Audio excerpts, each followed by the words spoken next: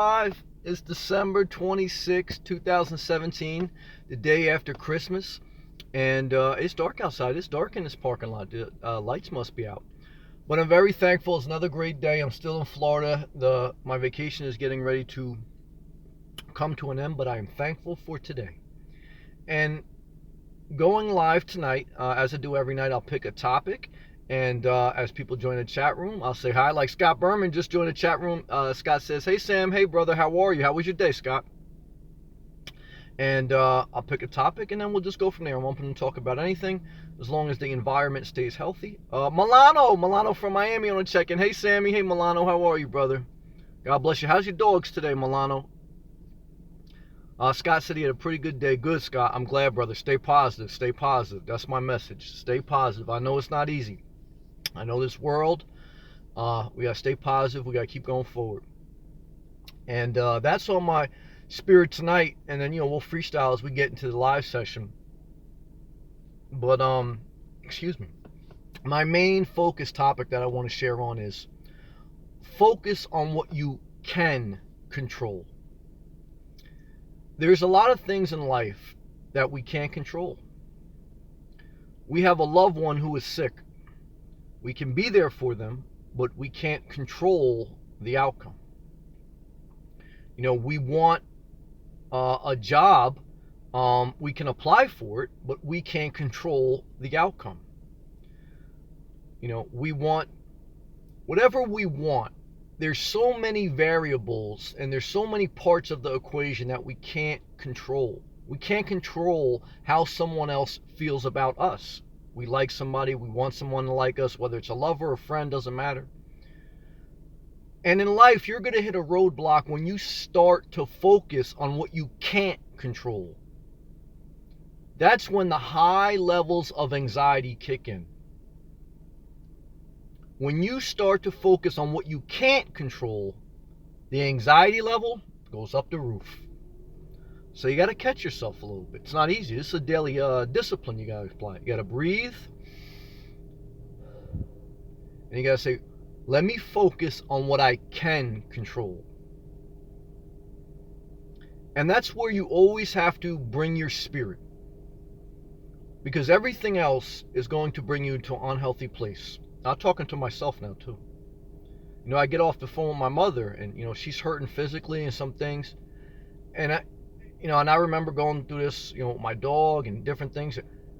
There's somebody's hurting and you want to make it better. But you can't. There's some things we can't control. I wish I would totally be able to just stay in Florida, do my thing. But right now, not possible. I'll make the steps that I can, but all these different things that we think about throughout the course of the day, whatever it is for you. I'll try to give some examples from my own life so I share. But I know everyone, we're all the same. We all have different things that go on in our life, but we all are human. You are facing things, I am facing things throughout the course of the day, conversations, desires, dreams, goals.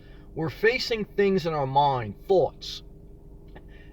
And when we focus on the thoughts we can't control, we go to an unhealthy place. So the way to pull ourselves back and to take care of our mind and to take care of our well-being is that, all right, Sam, what can I control? Okay. Can I control? Let me stay positive. Let me do what I need to do for me. Let me, do this, do that. And let me not get to a dark place trying to figure out how I can control things that I can't. That's a very important thing on your journey.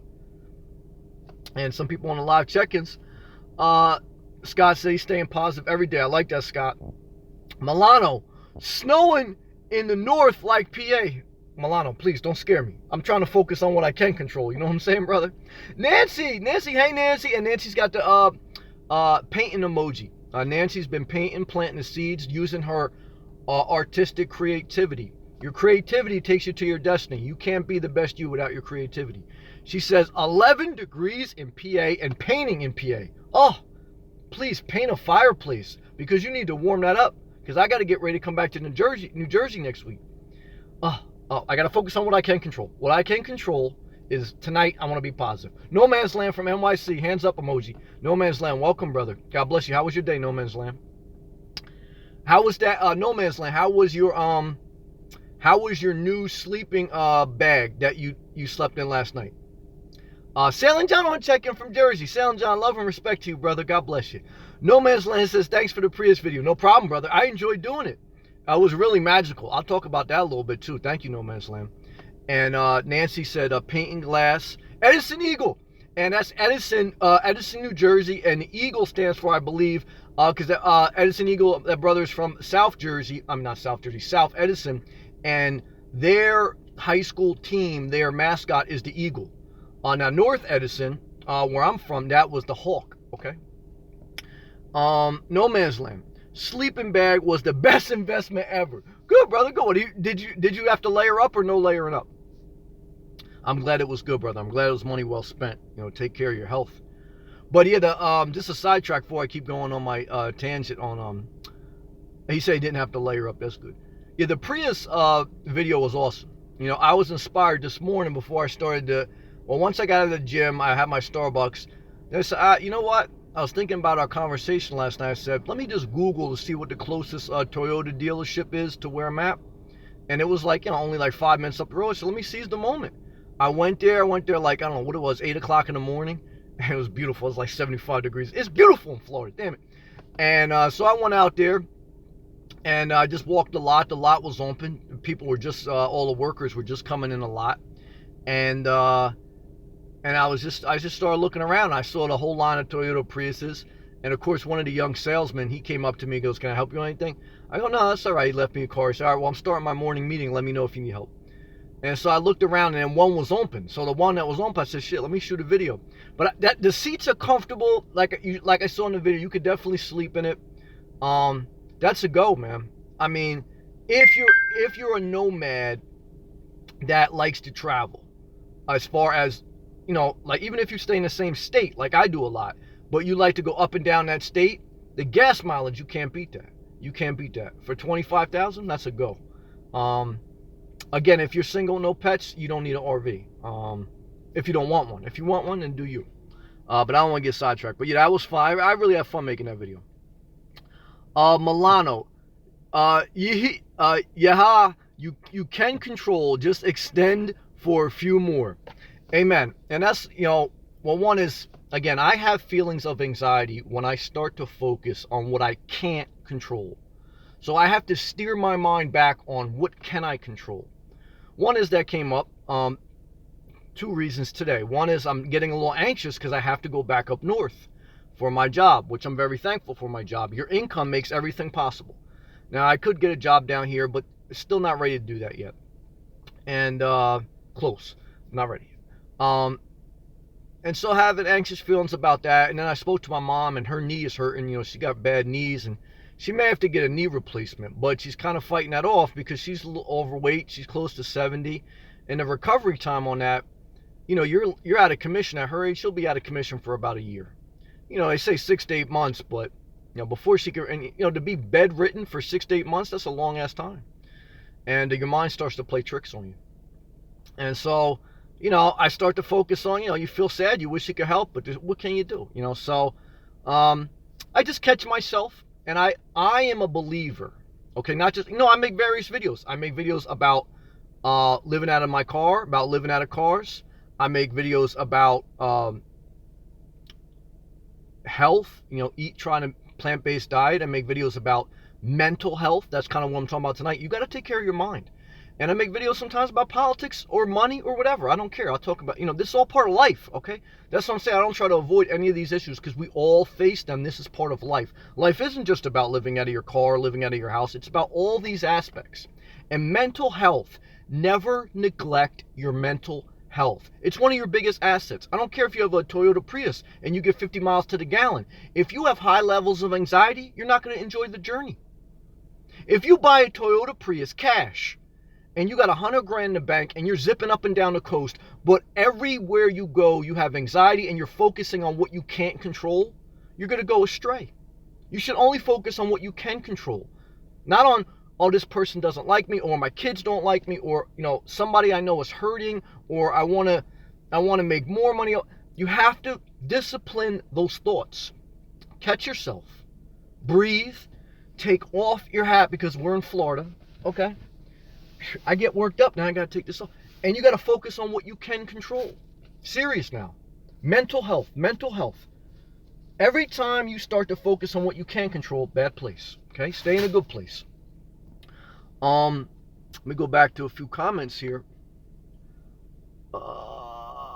And yeah, Milano, I'm working on that, Milano. I'm working. I hear you. Thank you. Dolores from New Hampshire. Hey, all from cold New Hampshire. Dolores, I could only imagine. I'm praying for you. I pray the heat warms you up. No Man's Land. You could have sold me one. Laugh out loud. Good review, brother. Thank you, No Man's Land. I appreciate that. One guy told me, he said, Sam, you should, when I was very young and I just started off in construction, he said, Sam, you should be in sales. What the fuck you doing here? So I appreciate that. Thank you, No Man's Land. Like I said, I mean, I think you always do good in whatever you have fun at doing and whatever you kind of like naturally comes to you. I'm going to make another video about that. I think that's wisdom. You know, you always do good at whatever naturally comes to you and that makes you excited. Because you can't fake that. And I was excited making that video. I enjoyed it. Some people still don't like it. I mean, I know a couple thumbs down. I don't know what the fuck people are upset about. But, you know, people are crazy. People are crazy. That's okay. Nancy, my son drives one. Oh, okay, now back to Toyota Prius. My son drives one. He loves it. They're a good-looking car. I was actually shocked. Great on gas. Beautiful on grass. He travels all over Portland and Washington. And his is red. Well, Nancy, those are nice-looking cars. And they had a lot of cool colors, too. Like, and they had an all-black one with all tints out. I was like, man, that would really be a stealth. I would call that like a stealth bomber. And you would really be able to I mean, that's the thing, like, more and more, and I love my guy Milano. He's got a beautiful RV. And I know, who's the other person? Renee wants something like Milano. She wants a Class B. I'm not mad at that. Some people, but more and more right now, maybe as I get older, it might change. I'm really like, it's going to be car living for a while. Either, you know, stay in this or like a Toyota Prius. You could, you know, my mind is just so now sees how much easier and simpler it is to just have a car versus something else, because you just, flexibility, you can't beat it. And this is what I want to say with that, and then we'll keep going because I don't want to get stuck on that tonight. But the thing I like about living in a car, whether it's Toyota Prius, Jeep Renegade, whatever, is if you do want to transition back into an apartment or whatever, there's nothing else you have to do. I mean, you're not doing something that you'll never go back now. But I'm never going back to a house if I can help it. But all right, I don't want to get off track. JPM with the hands up emoji. Hello, JPM. South Carolina is in the building. Hello, JPM. I hope you had a good day. How was your day at the meat packing place? You had to go back to the meat packing job today. Was it okay? And she's got some ETO coming in. That stands for earned time off. Tony Williams, what's up, Sam? Tony, what's up, brother? How are you? Milano, mental health is priority number one. Numero uno. Totally agree. And that's what I do want to spend some time tonight. I want to drive home the point of only focus on what you can control. And you can't control when someone you love is not happy. You know, you can't control, you know, you walk into the supermarket and you see somebody, you know, with a physical disability and you feel bad. You know, you can't control the different sad things in life, even politics. I mean, I talk politics, I should talk. You know, even if something's, I mean, you can get involved, but there's only so much you can control. And so, again, I want to drive home this mental health lesson, tip, and principle that your mental health begins to get bad when you start to focus on what you can't control. Your mental health gets good when you catch yourself and say, all right, well, what can I control? And then you kind of just like, you refocus in on life. And you relieve that anxiety. And then you can just, you know, do whatever you can do. And then you have to leave it at that. And you take life one day at a time. And you push forward. And you keep going. And I was watching a YouTube thing this morning. Sometimes in the morning I watch like YouTube inspirational stuff. Not just nomad stuff. And it was like an inspirational thing. And one clip was on Warren Buffett. I don't like him 100%. But I don't like anybody 100%. But one thing he was saying was to a bunch of kids was, and you know, he's not in the best shape either, but he said he was talking about, you know, they were all getting ready to graduate high school, and he said, think about what type of car would be your dream car when you graduate high school. And think about how you will take care of that car, right? Bear with me. So when we were all in high school, think about when you were 17, 18, your dream car and how bad you wanted it. And so you had a lot of, passion. I want this car, like you were almost in a frenzy. And you said to your parents or you said to yourself or whatever that if I get this car, I'll take such good care of it. And what he was saying is that same mindset that you would take such good care of it because you love this car so much. The reality is you will have many cars in your life, not just that one car. He goes, but what you won't have many of in life is you only get one body and you only get one mind. Take care of them with that same passion. Take care of your mental health. Don't mock mental health. Don't over-drug mental health. Realize that anxiety, fear, worry are all part of the equation of life. No one, no matter what circumstance in life, eliminates that. And so I want to be a well-rounded, well-balanced person. I don't want to just be living in my car on a cheap and think that brings me happiness. That doesn't. I mean, I love that. Inspires me. But you know what brings me happiness is when I take care of my mind, body, and soul based on what I can control. God forbid, can't control if I get in an accident. God forbid if it's not, can't control things happen, with somebody I love, etc., etc. What I can control, how much energy I put into certain thoughts, and how I speak to myself, how I take care of myself, and how I have a positive outlook on going forward. And that's a battle. That's a daily fight. None of us are without that. And so I'm just shedding light on that tonight. I'm not going to get over crazy on it, but we have to be well balanced. We can't just talk about living out of a car. We can't just talk about whatever. It has to be a well balanced mind. Milano, I'm in sales. Milano, get me an executive job, brother. You'd be good in car sales, Sammy. Thank you. A lot of people say that. I appreciate that. Thank you, Milano. No Man's Land. Thanks for your inspiration, Sam. Thank you, No Man's Land. I'm adapting. Yes, I love that word, brother. I'm adapting every day, No Man's Land says, to No Man Life. That's right. And new ideas open up as long as I go. And new ideas open up as I go along in this journey. No Man's Land gave a great comment. Good comment, brother. No Man's Land has started living in his car in New York City. So if you can live, you can make it in New York, you can make it anywhere. And that's living in a car, anything. Now, and that's not a prideful thing too, because I know a lot of times people from New York could be a little bit prideful. The country, every state, every part of the world is beautiful, period. Okay? And no one part is better than the other. I want to be clear about that. But what I want to say is, I loved his comment when it said he's adapting. You have to adapt in life. Everything is constant change. And so embrace that change. Don't hold on too close to the past. And as you adapt, it gets easier as you go. The people that struggle the most in life are the people that hold on too tight to the past. And that's not an adapting mind, that's a resisting mind. And you will not gravitate towards your next level. And so, and as you get further along, it gets easier and better. So I agree with that. No Man's Land. Keep it up, brother. Good deal. And you're not, if you're like me too, as I get deeper into this, I ain't going back. Especially too when I saw that Toyota Prius, I said, shit.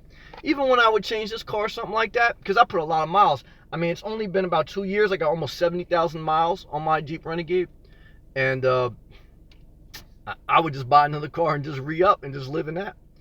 Sailing John gave a sailboat emoji. I saw a lot of sailboats today. 85 degrees again in Florida. I did not see a dolphin. Somebody said they saw a manatee or something jumping in the water, but I didn't see it. Palm tree and sunglass face emoji. That's what Sailing John did. I do have a bunch of little video clips I took from my walk. I'll try to put them together and upload that tomorrow because there were some beautiful sights I saw today in Florida. Beautiful. Milano Ferrari. Milano's making that big money. Well, Miami's got a lot of people want to buy a lot of.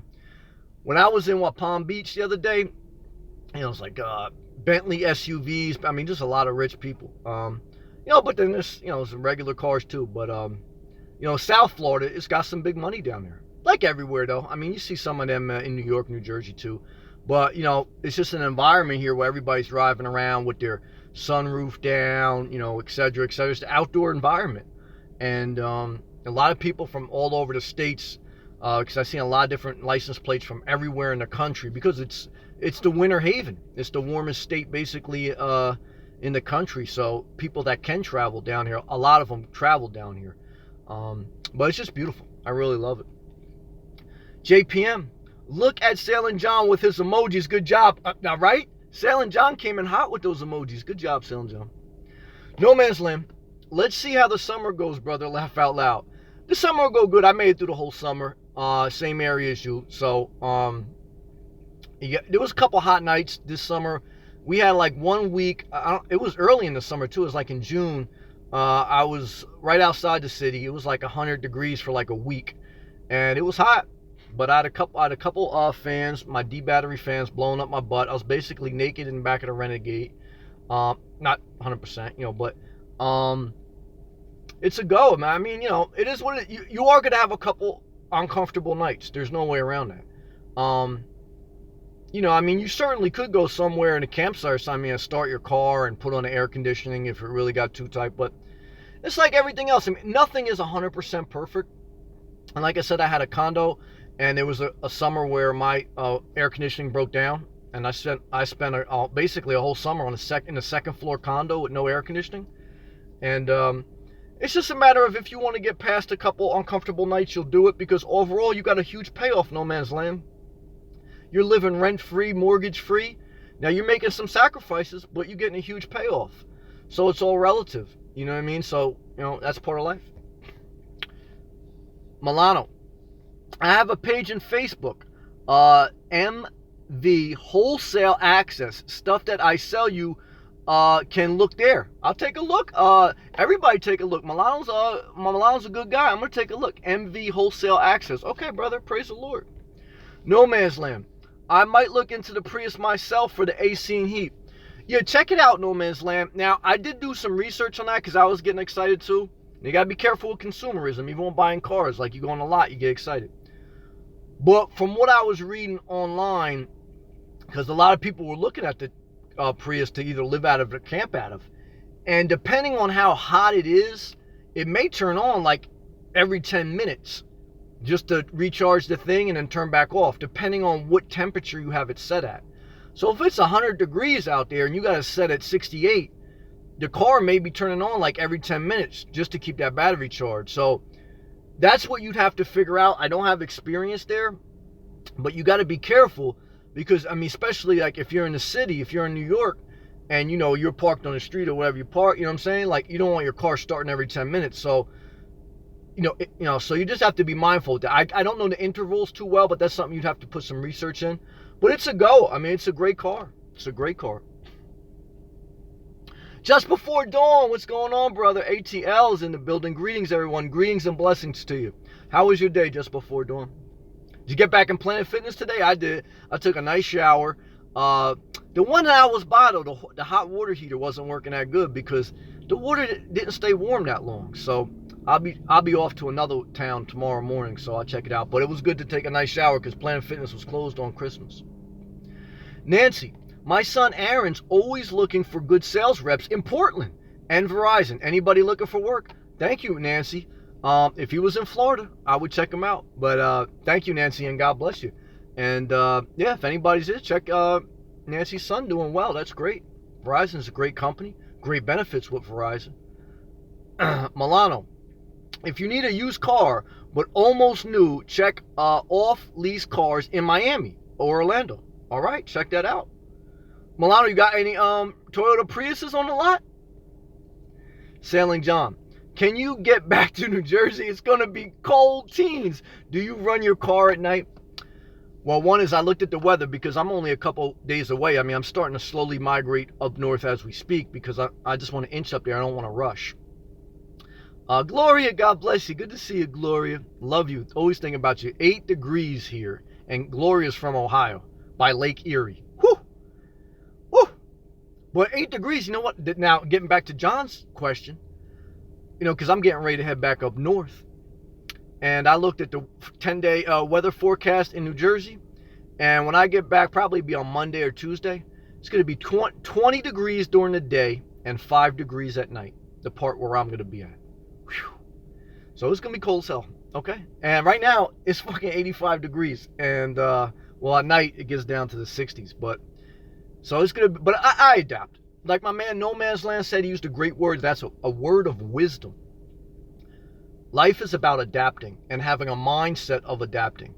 Now, I'm not going to be happy about it, okay? I want to be clear. But I'm going to focus on what I can control. At this point, I got to go back there to do what I need to do and be thankful because, again, your income makes everything possible. And I'm going to, and I'm good. I'll adapt. I'll focus on what I can control, not what I can't. And it's just going to, everything is just pushing me closer and closer to my destiny. I mean, all these different things that I'm doing, like I've shared with you before, I'm doing everything in layers. So I'm building on my dream. And your dream doesn't happen overnight. So that's also a good example. Like I know, people want to figure out where they want to be and they want to do it immediately. But I've been going through this process for several years. And it's taken me a while to get here. So it's going to take a while to finish it off. It doesn't happen overnight. But, amen. I hope you're staying warm on a boat. John lives on that boat. Nancy, Sam, if you're really cold, you can stay overnight at Planet Fitness in the lounge, Wi-Fi and warm. Well, good question. And John also asked me, do I run the car at night? I do not run the car at night. I think only once in the beginning when I didn't layer up, I turned on the car to turn on the heat. But I'll layer up. I'll be fine. But that is, Nancy makes a great suggestion. And I have that in my back pocket too. Like if it ever really get freezing, I would go to the Planet Fitness. I would go inside, take a warm shower, just, putz around there. And they do have a lounge. And like I always say, I mean, if it really was harsh conditions, I mean, I would get a hotel room. And I do have friends. I mean, I even have friends in Florida. Like, there's a couple people that, and I know Milano was saying checking them out in Miami. But I know people like I know from growing up that are all over the state. And a couple people sent me private messages. And they said, Sam, if you're in the area, whatever you need.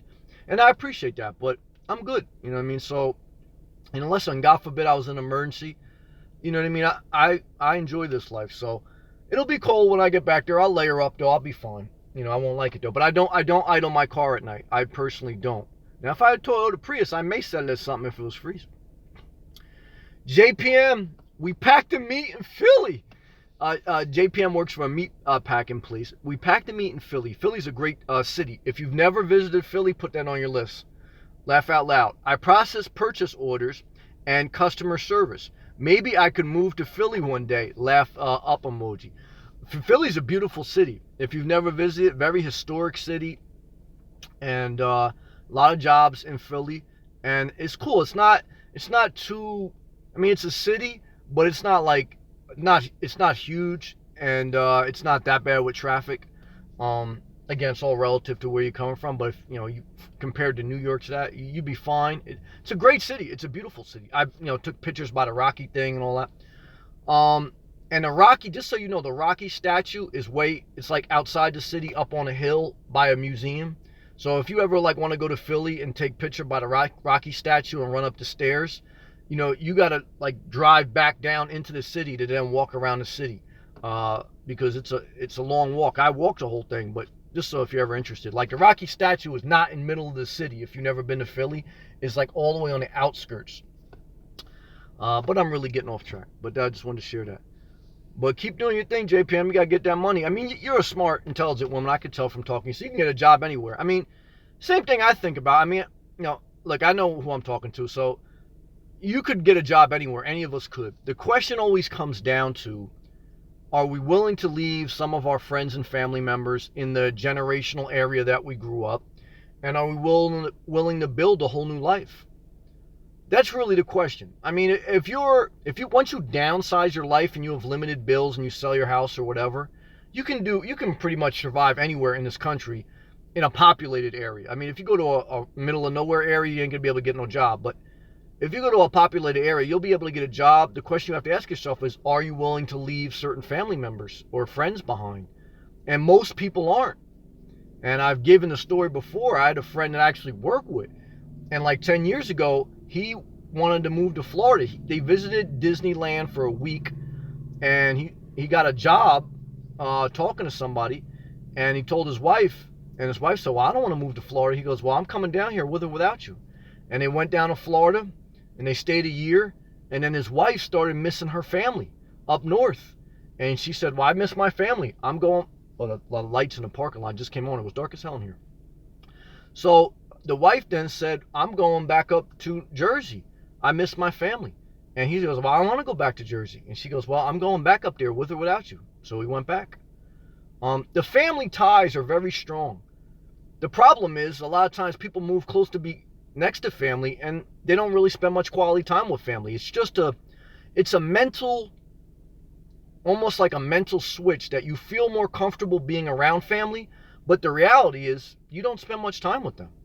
And they got their own life, you got your own life, and so it's something you have to think about on your journey. Just before dawn, there is a lady on YouTube named Maya that's an SUV dweller in New Jersey. She showed that it snowed there recently. All right, well, I want to make a whole video talking about, I should have did that tonight, but I tried to be nice and gentle.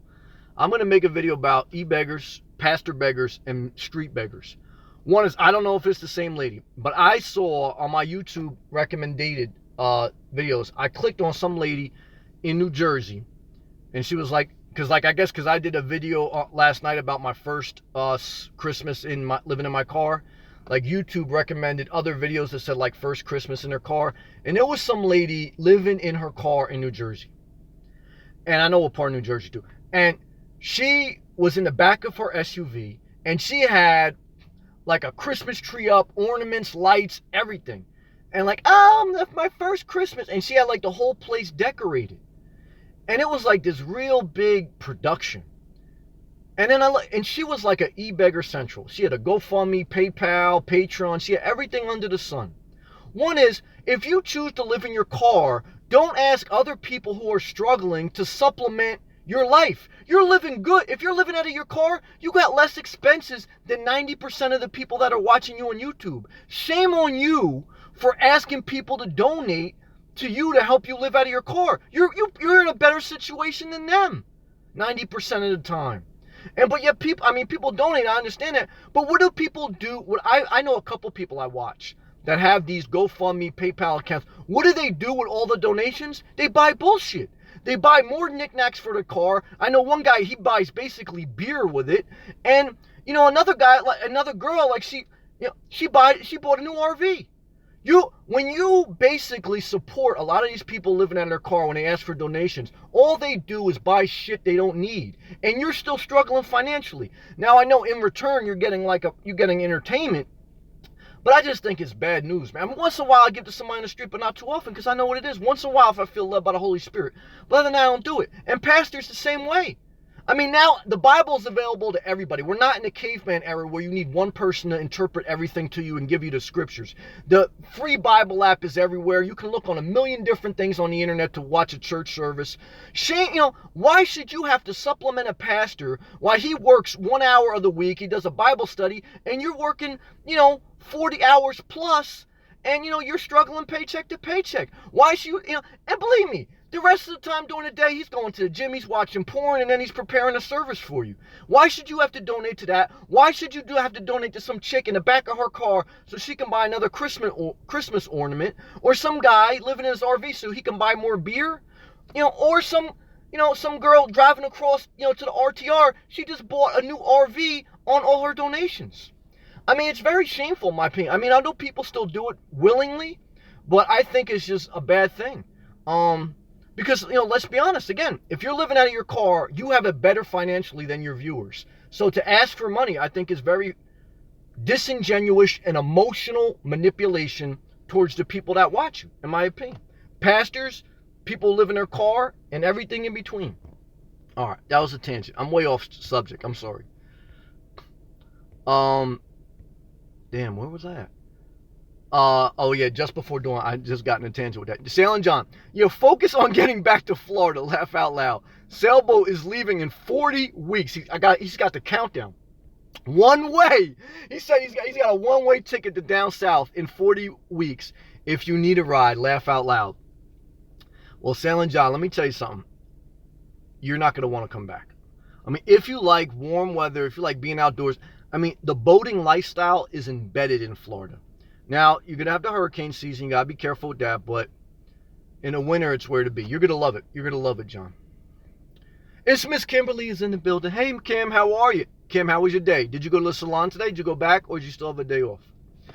Milano, Toyota Prius. I'm pretty sure. Check the inventory online.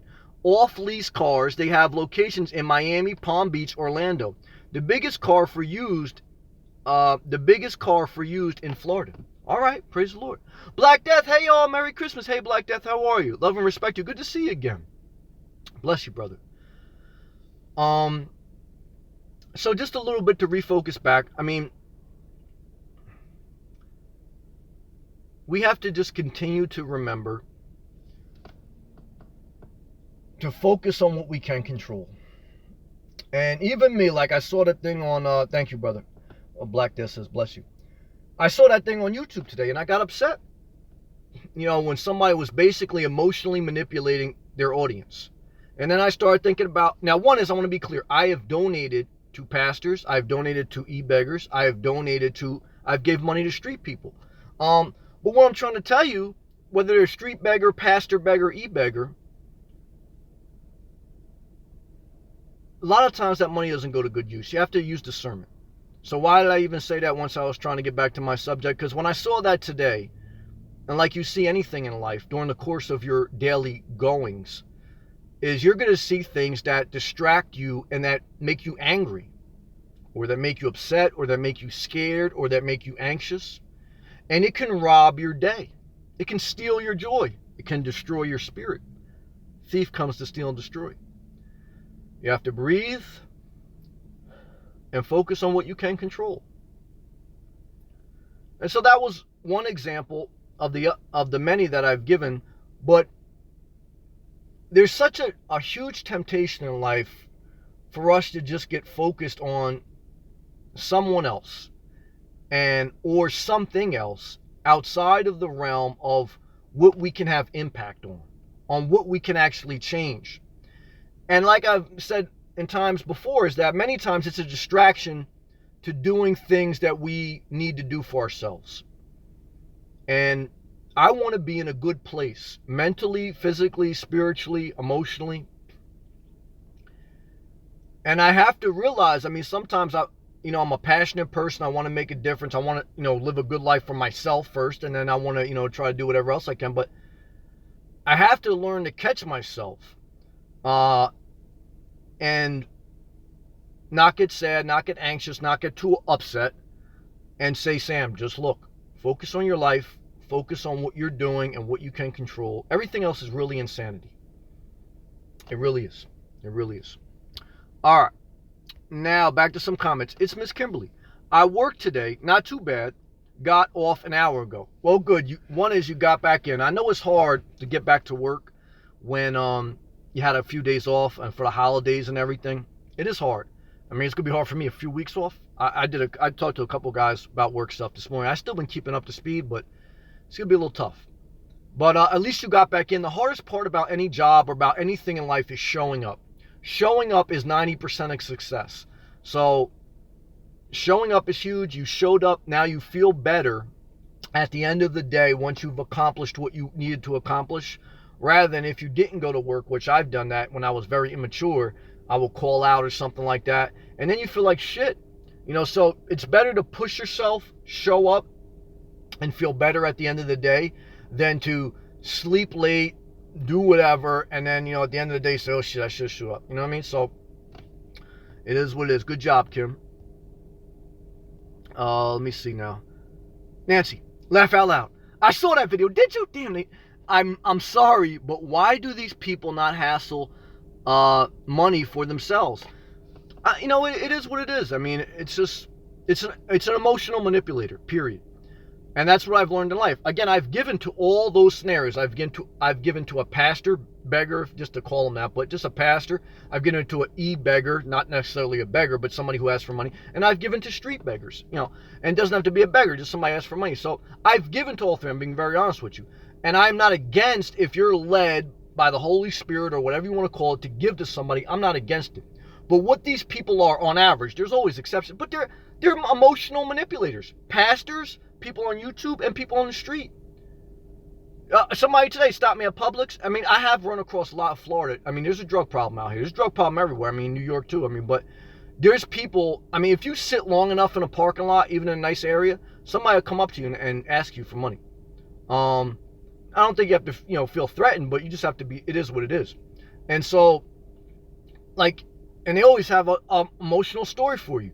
Like, he came up to me, like I told you, when I was coming back from Florida, last time somebody came up to me at a rest stop at midnight and said, do you have $3? I want to buy my wife something to eat because I ran out of money buying gas. I'm like, bro, are you kidding me? And I, told him basically kick rocks. I ain't gonna do that. So then somebody came into me today. I was in front of Publix, and I, like, so you always have to watch your surroundings. I was playing with my phone. You know what I was fucking doing? I was looking at Trump's Twitter, because Trump was I was looking at Trump's Twitter. I was responding to a couple things, I'm being honest. And I was doing my phone, and like, I look out the corner of my eye, and this guy's like 10 feet away from me. So, now I put my shit away, and I look, and he's like, oh, no, I just want to know, do you have any money? Because I'm looking to buy lunch for my wife, and I ran out of money. Like, the same thing. Like, what kind of shit is that? I mean, and like, I just looked at it, and I was like, nah, I don't got no money. And he like, kind of like almost smirked. I mean, come on, like, B. Come on, do you run out of money in the parking lot and then you want to buy your wife, and he's on a bike? You understand what I'm saying? So did I give to him? No. But can that turn into something? Hell yeah, it can. You got to be careful. So have I given? I mean, I remember one time, though, I was just walking the street, and I just, sometimes I just bless people if I feel led to. So, and I know they're going to use it for whatever. So I'm not saying I never do it, but what I'm trying to say is these people, they're emotional manipulators. They're not evil. I don't bash them, but I expose them. From pastors to people living in their cars to people living on the street. There's some exceptions, but like I said, I've worked with the homeless and worked a lot. There's programs out there. What a lot of times it is emotional. It's a drug problem. It's a drug problem. It's a manipulation problem, and it's a little bit of laziness. Pastors get comfortable. They get comfortable. They get used to the donations. Next thing you know, they're upgrading their car. And it's donation heaven, and they're kicking back and they're chilling. And, people on YouTube, they get comfortable. And, next thing you know, they're buying extra ornaments for their car. They're buying a new RV. And people in the street, the people in the street that I met mainly is an addiction problem. It's an addiction or a mental health problem. And that's kind of what I'm talking about today with mental health. Is that, especially if you're going to live in your car, you're almost out there in the street. You have to be mindful of these mental health tips. You have to focus on what you can control. If you're not good in a mental health place, you're going to be giving to everybody, and you're going to be putting yourself in an uncompromising situation. And if you're in your car and you have high anxiety and you have high fear, you're not going to thrive living in your car. I don't know how you're going to sleep at night if you're a person with high anxiety, fear, the nighttime scares you. And if all that scares, part of that problem is mental health. I know people that can't sleep alone. And really the reason they can't sleep alone, we're all different, but a lot of times they just have high levels of anxiety. Anxiety is a mental health problem. We all have it. Like I say, I went through it today. But what do I focus on? I start to discipline my mind. I start to focus on this principle. Sam, can't focus on somebody who's hurting. You can only focus on your own life and what you can control. Start there, and then you'll figure it out. I went into a tangent. I'm sorry. Milano, my only concern about electric cars is when the warranty is over. Sorry, I got knocked off. So Milano says the only problem with electric cars is where do you go when the warranty is up? Well, that's the question with any car. It's with an RV. You have a beautiful Class B. You're going to have more of an issue with a Class B to get it serviced than you probably would an electric car. So with electric car, but it's a fair point. With electric car, you probably have to go to a Toyota dealership.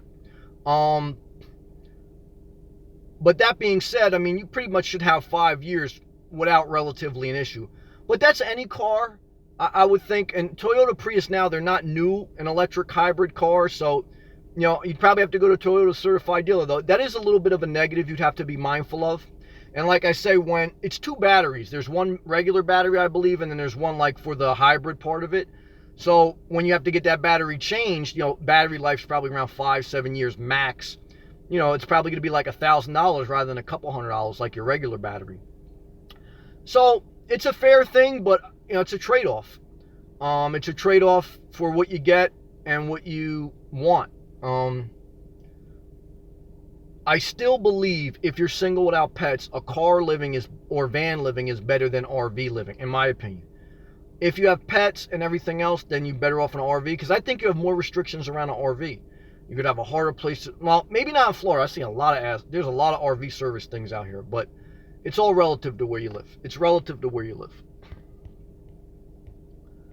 Let me go back. I know I am way behind on my comments. Milano. Oh, I read Milano's. It's Miss Kimberly. Honestly, I don't see anything wrong with putting donation links in the bio. If someone wants to donate, fine. I just don't like when they beg or ask. Some people are in tough situation financially. Well, yeah, no, I don't mind. And I hear you. The problem is like you say, most people are in a tough situation financially. Yes. We already established, statistics show us 70 to 80% of Americans live paycheck to paycheck. And if you're living out of your car or van, you have it better than most of the population. Because I would say 1% of the population in America probably lives out of their car, and probably less than 1%. So how can you ask someone who's paying rent, who's paying a mortgage, to donate to you?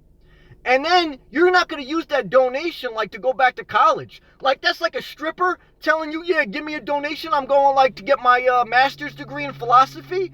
I dated a couple strippers. Believe me, they're not going to supplement their college degree. You understand what I'm saying? They're going to get their nails done to keep up with their BMW payments. It's not about, they're not going back to college. And what I found is when you supplement some guy living in the back of his car, he's going to buy an expensive dinner and then he's going to roll around in the back of his van till 11 o'clock in the afternoon and he's going to make another video for more donations. That's shameful. And it's shameful for a pastor to come on his live feed, and I see some of them at 8 o'clock, and he's going to talk about the financial seed that you want to get out of debt. Sow a financial seed in my life, and that's how you get out of debt. And I have a book to sell you for $10 tonight. And I don't like it. In my opinion, I don't like it. And I don't like either. When there's so many programs out there. I fight hard for social reform and for taking care of the less privileged. And it's very upsetting, when you're at Publix and someone has a drug problem and there's tons of different places to go for it, and they're street pandling. And that's when you see that at that mass level, that's why a lot of people get frustrated and say, fuck it, get rid of all the social programs, because they're out there and people still take advantage. So that's a society issue, and it has to be addressed in all manners. Whether it's your pastor, whether it's some chick on YouTube buying a Christmas tree for the back of her car, or if it's some guy in Texas drinking beer with your money or whatever. They have a right to do it. And I've donated to all of them, so I'm being very honest with you. These are just my thoughts. I'm just sharing my life. That's all. But I understand what you're saying too, Kim. It's Miss Kimberly. Some people stand on the corner and beg. Yep, been there, seen that. Discernment is the key. Discernment is the key. I agree. It's Miss Kimberly. I had that happen to me. Gave me this long, dry-ass story. Oh, yeah, and it always ends with, can I borrow $5? No joke. I was at Walmart 2 nights ago. During the day, a guy asked me, and he had a hard hat on. I thought he was a construction worker. The guy, part of his thing was just to wear a hard hat. And he asked me for change when I was on the way out of Walmart. I said, no, I don't have no change. I don't carry cash. I use my Samsung Pay or whatever. And then when I told him, I didn't tell him that. I just told him I don't have any change. And he goes, well, you don't even have 50 cents? I said, no. He goes, well, what about 10 cents? You got 10 cents? Bro, what are you going to do with 10 cents? But I know that mindset because I've dealt with it in my life. If somebody's asking for 10 cents, there's a huge problem. Huge problem. Now, that being said, sometimes I've given when I felt led. So I'm not telling you not to give if, you feel led. But there's an issue. And the 10 cents or whatever is not going to help it. No Man's Land. Being a no man really inspired the soul for me, it's cleansing. You really get to reflect and bring out survivor in yourself. I agree with that, No Man's Land. I mean, stripping down the materialistic things of life and getting to and what it is too, and Bob Wells, I give him credit for this. He kind of hit on this point. You are connecting with nature because you're living more in the outdoors. I mean, No Man's Land, you just bought a sleeping bag. You're living in New York City in the middle of the winter and you feel the elements. And even though it's freezing, in one sense, it's actually, if you accommodate yourself well and you layer up and you wear a sleeping bag and all that, it may be a little uncomfortable some nights, but you're connecting with Mother Nature, and as long as it's not like a dangerous situation, it's healing. I'll tell you, you don't believe that. I know it sounds crazy, but I'll tell you, people get more sick breathing in their central air and heat than they would if they layered up and slept properly. You're basically tent camping, but your car is your tent. And that connection with nature, that Mother Nature, is healing. And also the mental health of stripping away the financial burdens and just the uselessness of things that we don't use. That's healing. And what you're doing is kind of almost on the subject, is you're focusing on life, what you can control. Because when you have all this other shit in life, it's like you got all these other items that, you can't, it's just like stuff like this sitting there, and it has no purpose. And it is healing for me. And I think what I've discovered for most people that want to do it, and that do it with a well-balanced mind, body, and soul, it's healing. Now, if they're not well-balanced, and that's why I touch on mental health things sometimes, then I don't care what they do. I know people live in nice apartments and they're miserable. I know people that, live on the street miserable. I mean, so it's not just that. It's No Man's Land too. In conversations with you, I could tell also, you take care of your mind. And part of that's God's blessing. None of us can take credit for everything. It's the grace of God. But certainly we have to do our part. I mean, if you're not taking care of your anxiety, if you're not focusing on what you can control, et cetera, then you're not going to be happy living in a van. You're not. I mean, but if you already start to work on your mental health, living in a van or living mobile will increase your happiness. It will enhance it. Black Death said, so true. Sailing John, so true, Nomad. Pack Live, checking in, Sam. Pack Live from California. Love and respect to you, brother. Good to see you. May West, Brooklyn's in the house. Sam, be careful out there. Thank you, May. Be careful to you as well. And good to see you. Thank you for the nice comment today. Bless you, Miss. Bless you, May. It's Miss Kimberly. Especially, quote-unquote, veterans. There are lots of veteran programs. They will pay for your rent, find a job, and give you a whole wardrobe for work. Amen. Amen. And well, they should. And that's a blessing. Thank you for sharing it. And it's Miss Kimberly. She's a veteran. I mean, she served in the Navy. I got it right this time. So salute to It's Miss Kimberly. And thank you for your service. Amen. Black Death. Exactly. It's Miss Kimberly. It's Miss Kimberly. I hate seeing homeless vet signs. Yeah. I mean, it is what it is. I mean, but I want to be clear too. One is I respect anybody. I respect everybody, whether they served or whether they didn't. But just because you served in the Army don't make you have integrity. Same thing like with a pastor. Just because you have a collar on it, that don't mean you have integrity. So a lot of times people go overboard, and just because someone has a title, they give them too much respect. I mean, look, I respect It's Miss Kimberly because she's an upright woman of integrity. If she was an asshole, I don't care if she served, to be honest with you. Because let me tell you something, I know a lot of people that served. Unless you got drafted, why do a lot of people go into service? Because, it's a way for them to do what they need to do for their life. To get, a bonus, to get their life straight, etc. And some people do it for patriotism, but most people, they're doing it because, that's what they need to do. You understand what I'm saying? And most people that got drafted, they don't want to fucking go. And so, I mean, if we really care about our veterans too, I mean, you should up to pay. I mean, how much does an average person get that gets enlisted? Not much. Really, what they do, from my experience, that knowing people that went into the service, is that really how they get you is the bonuses, like the upfront bonus, and then if you re-sign, you get a re-up bonus. But your benefits are great. I'll give you that in your long-term thing. But that's a whole society thing too. So I'm getting off tangent again. But these are thoughts and these are experiences that I've shared with certain friends. But the title, I don't care if you're the Pope. I don't care if you're the president. I don't care if you're, a major or a general in the army. If you don't have character, if you don't have good character, you don't have my respect. I don't care. Now, if you're a homeless person on the street, but you have good character, you have my respect. You understand what I'm saying? Title does not mandate respect. Content of character does, period, in my opinion. No Man's Land. When I was a kid, I saved a crackhead's life by refusing him money and changed his life because I told June I didn't want him to kill himself. So I guess he looked at me, a little kid, and reflected. Well, No Man's Land, you're blessed. Because one is I grew up with an addict, and I've seen it a lot in my life, and that's very rare. Because whether you give money or whether you don't give money, very rarely do you have the ability to change people's life. What I've learned is growing up with people that were addicted in my household is that you can't control them, and you can only control yourself. And I've seen my parents' pain, my mom specifically, trying to control to make her child happy, to make her child, not be addicted. But you can't control that. You can only control really yourself and how the boundaries you have and what you do. Now, I have seen compassion help people and grace and giving people a few chances because we all need it. But I've also seen that abused. So is there one answer? There's no one answer. What you experienced is a miracle. And I say, praise the Lord. I was talking to somebody the other day, and, he was on the verge of kicking his son out. He was strung out on something, heroin, I think. And the wife didn't want to kick him out. And he finally has gotten a job and stuff, I think at like the age of 25.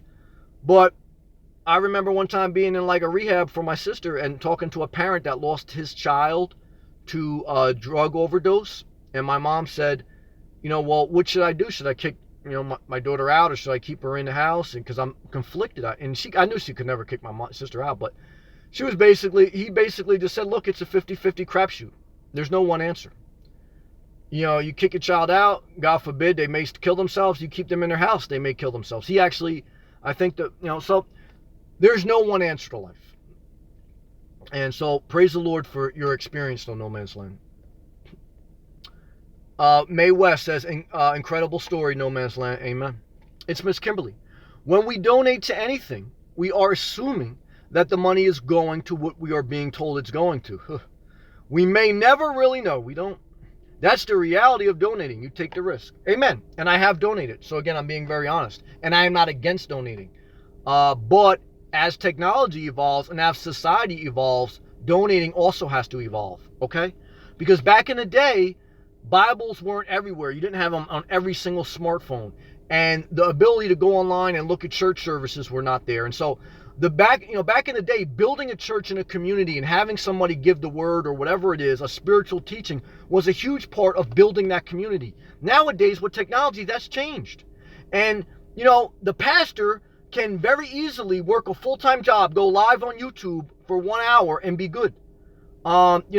So, what I found is a lot of times, they get used to the donations, they're living a high life, and they're pandering to their office. Like I said, I've been in meetings where they've said, look, we can't really rebuke this church member because they give too much. So we have to be careful on what we say to them. I mean, that's the reality. Because when the people in your congregation, whatever faith you believe, when they're paying your mortgage, you think you're going to keep it real with them? Hell no. Hell no. Not when your mortgage is tight and you're on the verge of a divorce. You ain't going to keep it real with anybody. It's going to be Pander Express, baby. Oh, you thought Hillary Clinton was bad pandering? Wait till you see a pastor whose mortgage is on the line and he's got to talk to somebody. Oh, crazy. And this is the reality of life. And so, and then you say, well, damn, then you're looking at YouTube, you see somebody rolling in the back of their van, you think they got it bad.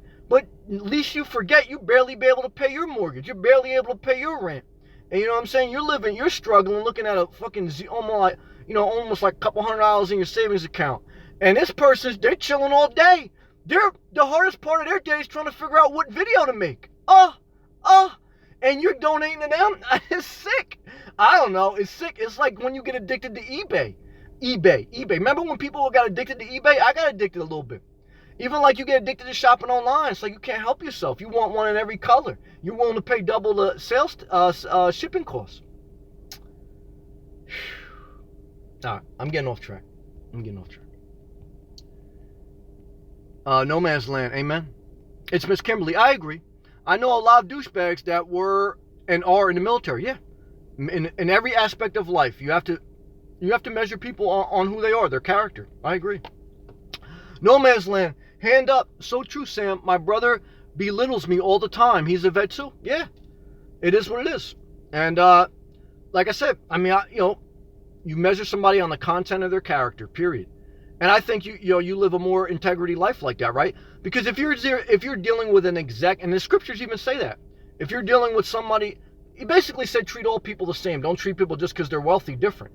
So just like you shouldn't treat somebody who's wealthy different than you treat somebody who's poor, you shouldn't treat somebody that has a certain title in society different than somebody who's a street sweeper or whatever. Look, I give everybody a fair shot.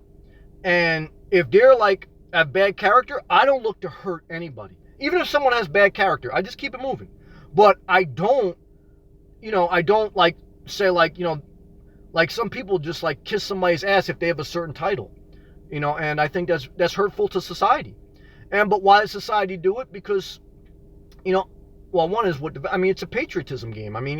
Society likes to round the horses. Why? Because that controls people. The same reason why people pump up religious divisions.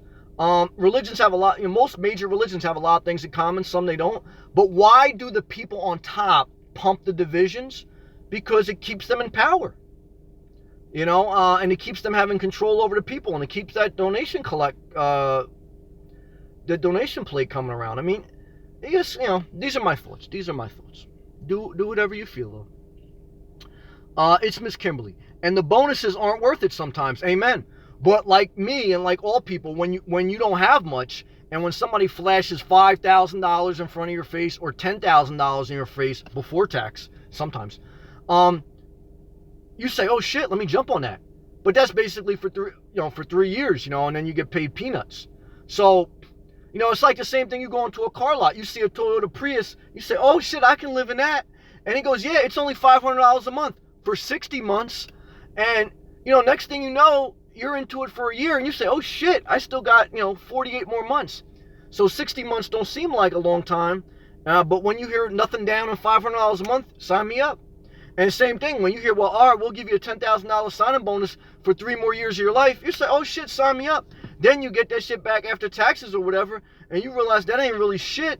And then, you're 3 years, you're deploying, Trump talks crazy to the guy in North Korea, next thing you know, you're going over there. And, no good. So you just got to be careful. That's all. But I do know military has helped some people. So it's all relative. Trump has the president title and doesn't deserve the respect. And that's all relative, because I know some people, that I know, probably even in the chat feed, voted for Trump. And some people, said the same thing about Obama. So I'm fair. But yeah, he's not my flavor. I like some things, but more and more as he goes, I don't. But again, I got to be fair. People felt the same way about Obama and Clinton too, Hillary Clinton too. So that's the problem. There's really probably never going to be somebody that really gets in there and does their thing. But, yeah, it's all relative to who you are and what you believe. So I try to be fair because I realize that different people have different perspectives. But I agree with that. One is I agree with that with Trump because he rounds up the troops like you never heard before as far as patriotism and stand up for the anthem. I don't even know how he could do that when he's the guy who dodged the draft. And like I saw his son tweet out like yesterday on Christmas. That's what I was reading when the street guy came up to me. He was tweeting like, "Oh, we just want to make sure that on Christmas, we honor all of our vets." Bro, where was your father honoring the vets when he got drafted? And he got his wealthy father to give him a note that his ankle was twisted. And all the poor people went over to Vietnam and lost their life. I was in a Vietnam memorial today. Trump escaped out of it. Now again, he won the election fair and square because Hillary was bad. She had better policy, but she was no good either. But so I say all that to say though, but he screams honor the vets, but he would never go into. He proved it. He will not go into the military. He's going to stay in Mar-a-Lago in his gold plates, eating dinner with his guys, talking about he just saved you a lot of money in tax reform. So it is what it is. But that's my opinion. I know people said the same thing about Obama on the other side. You know, they said he said one thing and did the other. So it's all relative to who you're talking to. So I have to be fair. And there's no one political answer to life. So what's the answer? The answer is focus on what you can control. You can't control if minimum wage is going to go up. You can't control if you're going to get universal health care. You can control that when it's time to vote. But outside of that, what you got to do is you got to go to work every day. You got to be diligent. You got to save. You got to, take care of your health, eat a plant-based diet, take care of your mind, because, universal health care just took a step back. So, you're going to be paying for health care for a while. So be careful. It's Miss Kimberly. I kid. I know. And it's like I said, I respect and love everybody who voted for Trump too, because I know, I'm totally honest with you. I know great people that I know in my personal life that voted for Trump. Now I know a couple bad people too. Well, the same thing with Obama. Like I knew great people that voted for Obama. I know a couple bad people too. So it's all like just we talk about the military. It's some good and some bad. So I'm always careful. I mean, you guys know where I stand. I'm very clear. I make videos very clear where I stand. But I also very clear that I know just because someone doesn't agree with me, I still have people that I respect and that I love that voted for Trump. And I know they're good people because I know them in real life and they have good character. Some people are assholes. I know them in real life too. But same thing again with Obama. I know some people, great character that voted for him. Some people, bad character. Again, that's why we have to be careful. And that's why I make a couple videos, but then I try to say, look, I understand. All right? Black Death, Miss Kimberly stirring the pot. No, she's not. She's just sharing. Like I said, look, this is a safe, healthy environment. And I'm not one of those people that dodges talking about sex, politics, religion, or living out of your car. I mean, I talk about everything, and I do so in a healthy manner. Now, I share my opinion. I mean, I make videos strictly sometimes based around political. But I'm also fair that I have people that vote on both different sides of the aisle. And I've been blessed where I've grew up in completely diversity as far as races, cultures, religions, politics. I've seen a broad spectrum of life. And so, I understand that people are people, period. And that, you always have to look, is this a good person or bad person? Whether they're political philosophy, whether they're religion, whether whatever. And when you do like that, life's a little easier. And, you make it less complicated. And so I want to talk about those issues. I don't want to hide from those issues because how do you grow? How do you heal? Same thing like with mental health. If you're not focusing on mental health, does me telling you about how I piss in my car, does that really help you? Don't help you. It panders to you. And then I'm probably going to have a GoFundMe in the back of my description. No good. So I want people to be well. I want to live well. I want to stand up for what's right. And I do stand up. You guys see that. But I also want to be fair to everyone and show respect where respect is due and build a healthy environment. And some people, as fair as I try to be, respectful as I try to be, they're still not happy with me. Believe me, if you could see the list of people I've blocked, and I mean, I think I have a positive channel overall, but I got a fucking big list of people I blocked. Because, people just are never happy, even when you're totally fair. At least I feel I'm overall fair. But I realize, too, that not everybody, I don't like everyone, and everyone doesn't like me. I'm okay with that. It's Miss Kimberly, got 3 laugh up and sunglass emojis. And I'm rolling down my windows because I'm sweating like a prostitute at church. But at least I ain't asking for donations. Okay? Milano, sometimes you have to think in yourself, not in others. And money is a barrier because you make good income. But money does not buy my time anymore. Time is the most important currency. Managing your time is wisdom. And I agree with that. And most wealthy people tell you that. I mean, that's the number one thing. But when you don't have money, money is the most important currency. So I understand that too because I've been on both sides of that coin. But what I will share with you is that, like Miss Kimberly said, I agree with that. It's discernment. Look, if you want to give money, I've given money. And I will give money again if I feel led. But I'm just saying, take care of yourself. And don't be emotionally manipulated. And that's it, period. Good comment, Milano. Nancy, anyone living in a car or van and supporting themselves makes more sense than living in public housing and crying the blues on how bad their lives are. Some people just want a handout. Some people do, but I have to be fair that living in their car is not for everyone. Especially, I mean, you got to think about it. I mean, I want to be alone and I don't want a family. If somebody wants a family, living in their car is not the right way to bring up a family. And it's a generational thing. Like, it was so hard for me to just leave my 30-mile radius that I grew up in, and I grew up in a suburb in a relatively nice area outside of New York, in New Jersey. So, you know, what you deal with in life, whether you grow up in a suburb, whether you grow up in a housing project, whatever you grew up with, because I spent time there as well, not living there, but around there. And what I could tell you is, it's generational cycles. So some people may not be able to relate to that, but then some people have to realize, well, why do you have an unhealthy relationship? Why do you have an unhealthy relationship with your kids and you live in a beautiful house? Why? It's because a lot of times it's a generational cycle. It's a generational cycle. And, so, you can live, well, I've seen it too. I mean, you can live in a nice house and you can have a dysfunctional family and you can have the appearance of living good, but it's not living good. And, you're just fortunate enough that there was a generational cycle that, you were brought up in a certain area. So, there's complex things to that, but I would say to anyone, no matter what circumstance of life, that downsizing it does give you a level of financial freedom to at least build the life you want to live. What happens, with housing projects and just growing up very poor, I'll speak to that, is that when you're so far behind the eight ball, very hard to get going. It's very hard to get traction in life. Now, I was born up that I had some good opportunities afforded to me and grew up in a relatively middle-class neighborhood. So I fucking still made mistakes. But what I had in my favor was, I wasn't behind the eight ball so bad. In life, when you get behind the count, it's hard to get traction to get back to stable. And not just financially. It's not just financially. It's also mentally, in every other way, physically, all these things. Because again, I know people in my own family grow up in the same house as me. If you put them in a car right now and tell them to go live on the street, they wouldn't survive. You understand what I'm saying? They wouldn't survive. It would be a train wreck. So the only people that I've seen that live a healthy life, they're well balanced. They have a good mind, good. They take care of themselves. They focus.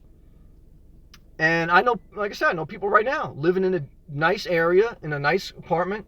Their life is shit. So there's more to life than just being financially free. I think that would help you if that's your only obstacle.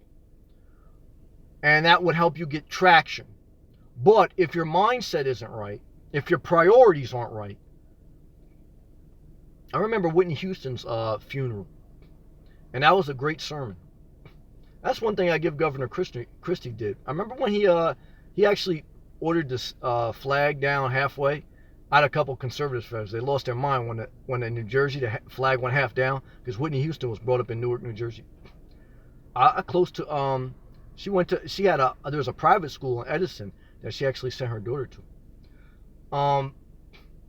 But the whole sermon I remember at the funeral was priorities. Now, I believe in seek God above all else. I believe in spiritual well-being. So that should be a priority. And then everything else should go on the line. Because even Whitney Houston, she was brought up in the housing project. I mean, she obtained great success. But what happened? She lost her priorities. You start fucking with people you shouldn't be fucking with. And I saw that with my sister. I saw it with a lot of people. I don't want to start naming other people's names, but I'm just trying to say that you need priorities. And if you don't have priorities, I don't give a shit if you're living out of a car. I don't give a shit if you live out of a mansion. I don't give a shit if you live in Mar-a-Lago. I don't think Trump has his priorities in order. I don't. So he has a level to mask it. But, so it is what it is. You understand what I'm saying? So priorities are, in my view, everybody's different. I'm not telling you how to live. Seek God. Now, when I say that, I don't mean religious. I don't mean plant a financial seed in a pastor's life. I mean have a level of humility. You can still be passionate. Have a level of humility. Have a level of treating others how you want to be treated. However you treat the least of thee, that's what you've done unto God. And, just live with integrity. I mean, period. You don't have to give to every person that's asking but what I'm saying is you have to live with integrity. And you have to be a person of character. That matters. I don't give a fuck what religious flag you wave or what country flag you wave. If you don't have integrity, you don't have your priorities in order. I don't care if you live in Mar-a-Lago or if you live in the Marcy housing projects. That's the word of God. And so from there, everything flows. And that's important. It's Miss Kimberly, 3 laughs and panda emojis. No Man's Land, laughing my ass off. You too funny, Sam. And No Man's like, come on. You know who's from NYC. Well, I'm from New Jersey, but right? And it's Miss Kimberly, 3 horses emoji. Damn, what was I talking about with horses? Did I say something about horses? I don't remember. Gloria, and she gave 3 laughs up with the blushing thing. You make my day. Thank you. And you guys all make my day. Appreciate you very much. You don't mince words. Well, thank you. Thank you. Thank you. Peanuts. She gave me 3 peanuts emoji. I don't know what I said about peanuts, but thank you. Milano. Like Emilio Journey has a YouTube channel. Like Emilio, he works 2 days a week, 11 p.m. to 7 a.m. He is a therapist, respirator, $25 an hour, but he doesn't like to work more. He also does some trading and is good. Well, amen.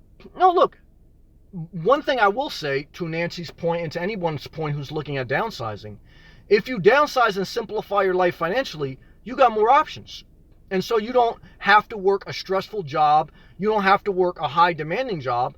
You're still going to need some income, but if then maybe if you can do some type of creative thing, because people who are creative, there's not much money in the creative arts. So I do understand why some people do that with donations, but don't get me started on that.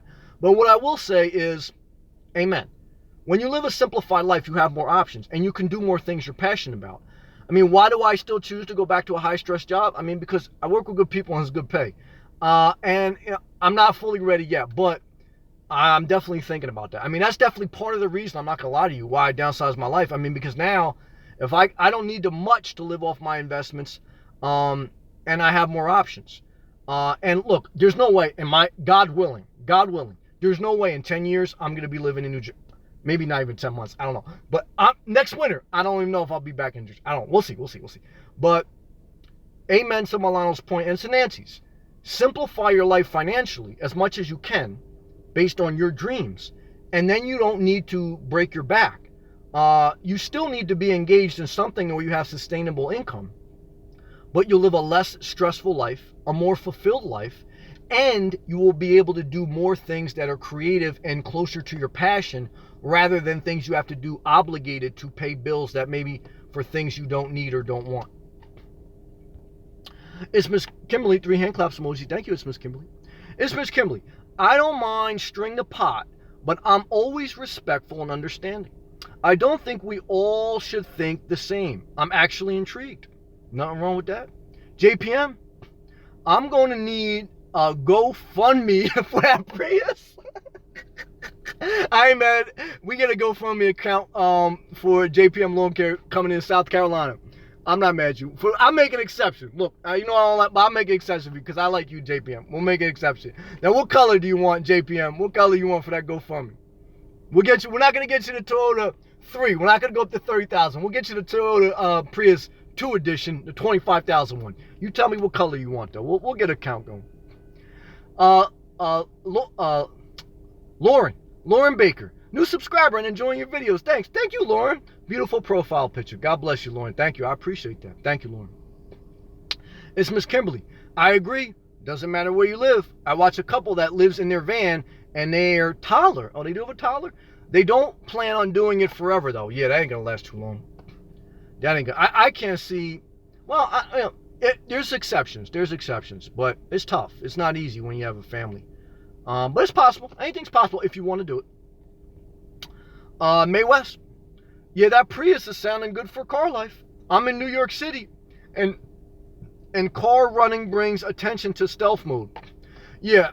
I mean, no doubt about it. That's what I'm saying. So you always have to, like my man No Man's Land said, you have to adapt to your environment. So in Florida, it's no man's land heaven. There's RVs everywhere. There's people living in their vans everywhere. I mean, again, I say everywhere because some people have that mindset of the nomad community. But if you weren't living in your car, again, it's less than 1% of society. So Always remember that when I say that. But there's a population out there. And so, like, you can live in Florida in any of that. Now, in New York City, that's a very different environment, so you have to adapt. You definitely would need car, van, max, and you have a huge parking challenge in New York. Now, if you're in a borough, if you're in Queens, or if you're in Brooklyn, you have a little more flexibility. If you're in Manhattan, forget about it. You can still do it, but it'd be rough.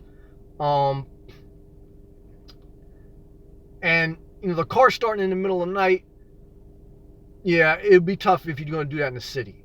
You wouldn't want that. You wouldn't want that. The NYPD would be at your thing. But what I would say is that, and like I said, even if you're at a campground, like I did read somewhere that it starts up like every 10 minutes if it's real hot or real cold. So that's not a go. I think that's for a mild climate that would work good. But like I said, I mean, I survived the whole summer and it got 100 degrees. Well, but I know JPM is a little sensitive to the heat. But you can do it without running the car. And you can run the car if you have to, if you get real hot. And like I've always said, you're saving money. You don't need a GoFundMe account to spend $100 or $50 to go to a Motel 6 for one night or 2 nights. I mean, like I said too, if you're living in your car or van, you can't cry the blues because you're saving more than 99% of society. You should be. I mean, unless, you know, you're just not doing anything. So you should have money to spend to, you know, to accommodate those rigid nights where you have to have some flexibility. Again, what is the greatest resource of living out of your car or living mobile, but specifically living out of your car? Flexibility. Flexibility is your greatest asset. Being able to go and spend extra money here, there, being able to go to a different state to get a job. So use your flexibility. Use your ability to travel. Don't go to the desert emoji, please, God forbid. But, you know, and praise the Lord. All right, that's it. Let me go back to some comments. Sorry about that. You know, sometimes I get fired up about that. Where was I at? But I do like the Prius. JPM, at May West. That's what I like, the stealth aspects of the car. That's what I like too. I do like the stealth aspects of the car. And you can go anywhere. People don't really know you're living out of your car. I mean, I see some people, you know, they're living out of a car because they make it obvious. But again, I think that's a mindset. You know, and I see people too. Sometimes, like I'm at like a Walmart or something, and these people, they have the wrong mindset. That's why I talk about mind, body, soul, right? Because I see them, and like you could tell they're living out of a car. Like they're setting up camp at Walmart, or they're setting up camp at a truck stop. And not to say that you can't, but it's like that's not the mindset. In my opinion, you want to be stealth. You want to keep it movement. You want to keep it moving. Movement is life. And you don't want to bring attention to yourself outside of what you need to. You know what I mean? But it is what it is. Everybody's different. Milano, buy and extend warranty, right? No. Don't buy and extend warranty, in my opinion. I know, now you're in the sales business, so I understand, like, you know, you buy warranty if you really don't have much money. You know, when you're saving money and you have enough money in the bank, I don't agree with warranty. Well, one is I don't buy used. I don't buy used cars. I only buy new. That's my opinion. That's what I want to do. I want, you know, so when you buy new, it comes with a warranty, 60,000 miles or 100 or 5 years or whatever. So if you buy used, then it's something to think about, but it's just like any warranty you buy with a TV or with anything. Usually, on average, you don't get your money out of the warranty. Once in a while, you do. And so, you know, you should have enough money where you're your own warranty. So, but I understand my man Milano's in that business. All I would say is, look, again, if you're going to live out of your car van, you're saving more than 99% of the population. Buy a damn new car, okay? And if you have a decent job, you should be able to at least buy something that's $20,000 new. Now, if you already got a car paid off, I would say start there. Start in a car you have. Don't go acquiring crazy. Now, I know the Prius is hot, but if you're really starting to simplify your life, don't go buy anything. Start with what you have. Like I showed you today in the Prius. All you gotta do is that's any car really. I can live in a Chevy Spark. Put the 2 back seats down, put the front seat all the way up or rip that shit out and make that a bed and call it a night. Who gave me a comment today? I forgot who it was. One of my good viewers says something like, Jay Bryant said, Sam, can you like sit up in the back of the Toyota Prius when you were laying down?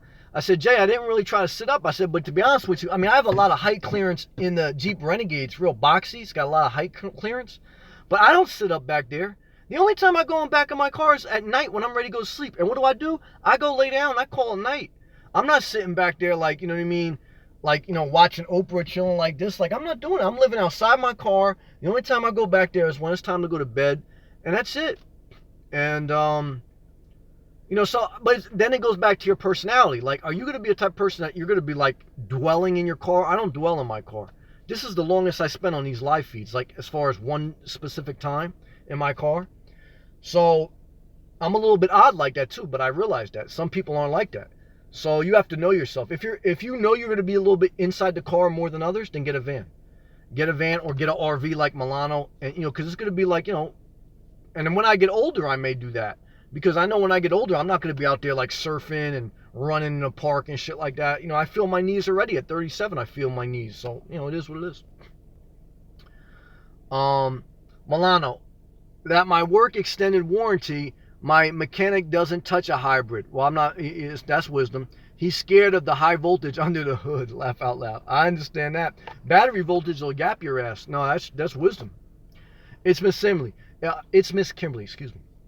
Sam, gonna be like other people who say they're gonna help, but when you ask, they are nowhere to be found. Be aware, JPM. Yeah, that's right. I'm not. You're right. You're right. You're right. You're right. No man's land. Laugh my ass off. It's Miss Kimberly.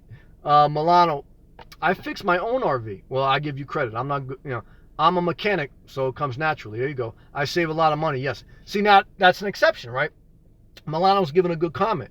See, Milano's good with his hands. So for him, it may make sense to buy used or buy an RV because he's going to work on it. I don't even want to change my own oil. I go to Oil Valvoline Express, and I'm getting mad when I got to stay in there more than 20 minutes.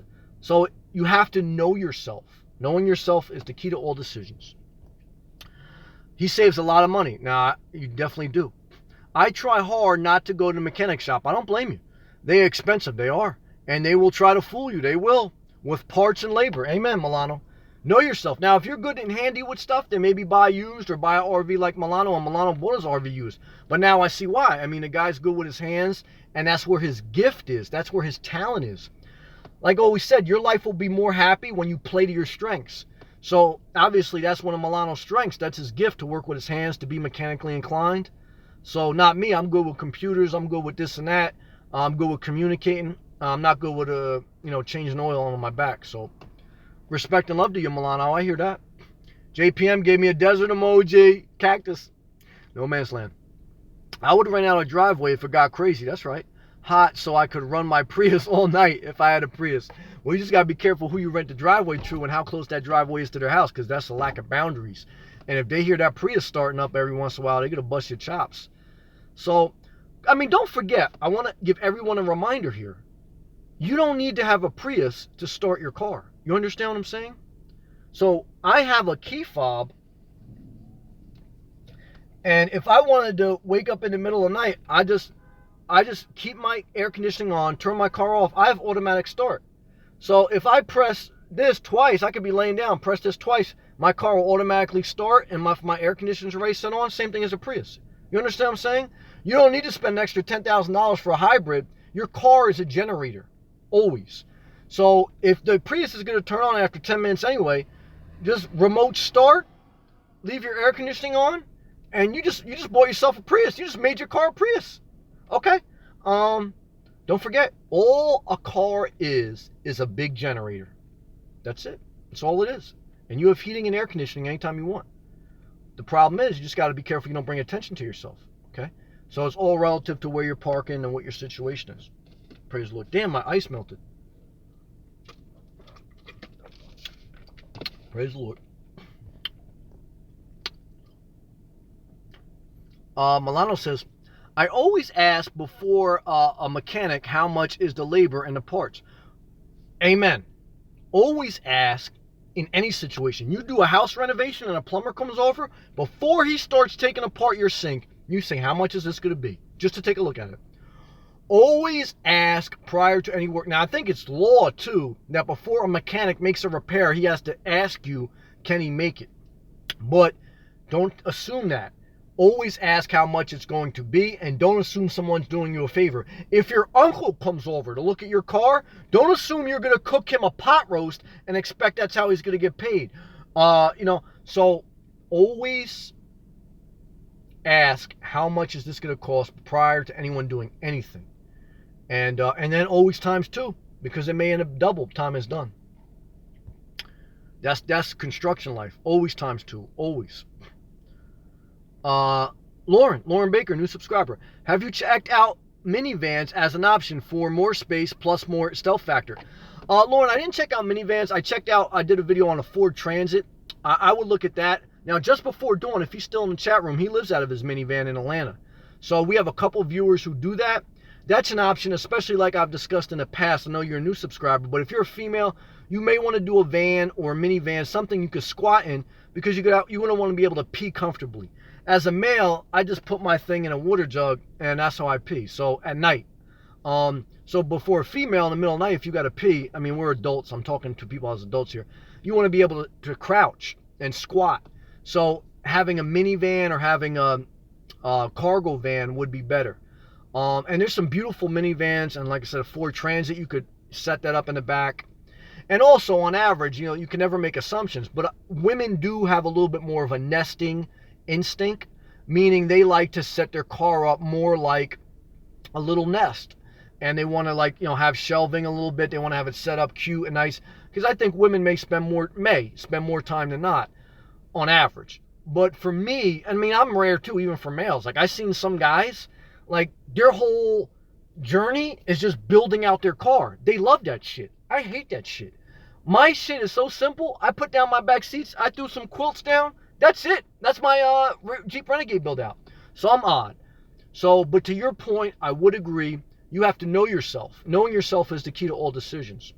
If you know you want a little bit more room, if you know you want to squat to pee, and if you know you like a little bit of knickknacks, you may not be a minimalist to the point where you want everything in one bag like me, but you may want some stuff to keep. Then, a bigger minivan or cargo van, you can still get those for under $30,000. A new one, maybe not a high-end one, but a new one. And that's it.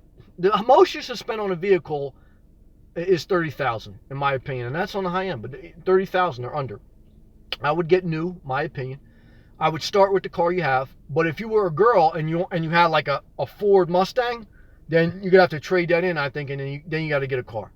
But on average, I think most people can start with the car they have and go from there.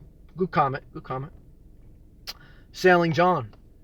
Don't forget to add living out of a sailboat. Get a sailboat. A large amount of people do it. Same as RV on water, just my opinion. No, thank you, John. And I know tonight I got totally off topic. Really started talking about living out of a car again. And last night too. But Sailing John lives out of a boat full time, and he lives in New Jersey in the winter. It's amazing. And most viewers in here, they still live in their houses or apartments. So there's only a couple, out of the total amount of people that normally watch my videos, probably only 1 to 5% actually live out of their car. The rest of the people still live conventionally. But what I will say, to John's point, whether you're going to maybe not live out of a car, but maybe you're just going to downsize your house. You're going to go into a smaller house or a smaller apartment, or you're going to go to an alternative way of living, RV such as Milano, or you're going to go to my end, to a car. They all have pros and cons. I want to be very clear. I always responsibly say it. I don't think most people would do good living out of their car. I don't. I don't think some people, though, would do good living in a house. I mean, you have to know yourself. That's why I promote mind, body, soul. That's why I make videos about just mental health, about just life principles, because living cheap is not your answer. That's why I rebuke Bob Wells. Living cheap is not your answer. If you want to live in the middle of the desert and you want to have high anxiety and you want to be popping prescription pills and you want to be going to Mexico to get your tooth fixed, that's a whole nother mindset than what I have. I have a mindset of take care of yourself. Shit candy unhealthy relationships, okay? Whether they're your family members, friends, or your lovers. If you're still texting someone who has cheated on you and disrespected you emotionally, then fuck living out of a car. Unsubscribe to me, because I'm not the channel for you. But if you want to keep the unhealthy relationships and you want to do a PayPal account, go to the RTR next month and get yourself a used vehicle, and that's how you live cheap. I don't preach living cheap. I preach living below your means and living well. Regaining your emotional strength, regaining your mental strength, focusing on what you can control, realizing you can't save certain people, realizing that you have to work, even if it's for a season until you can sustain your own income, but you have to work. I preach that you have to throw out the clothes that you have that still have their tags on them, because you won't get to the point of less anxiety when you have more stuff. So, that's my message, and that's why a lot of people don't like me. Because nobody wants to hear that. Nobody wants to see it. They want to see meow, and they want to see, fuck go around campfires. They don't want to see that. So, and JPM says she loves it. Yeah, and it's Miss Kimberly. Miss Kimberly gave me the desert emoji, and JPM says I love to work. And Sailing John laughs at it's Miss Kimberly. But look, I'm thankful for my job, but my mom says she loves to work too. Some people love to work. I'd be fine if I was financially independent, but I also know that's rare. I know some people that they have a job, and when they're on vacation too long, they get to a bad place mentally. They need the structure of a job to keep them engaged and healthy in life. So I go back to, I am not the lifestyle for everyone, and everyone's not the lifestyle for me. I preach critical thinking, know yourself, but don't bullshit yourself. Don't think that living in the back of your car, starting a YouTube channel, and quitting your job and traveling the world is the answer. It's not. It's not.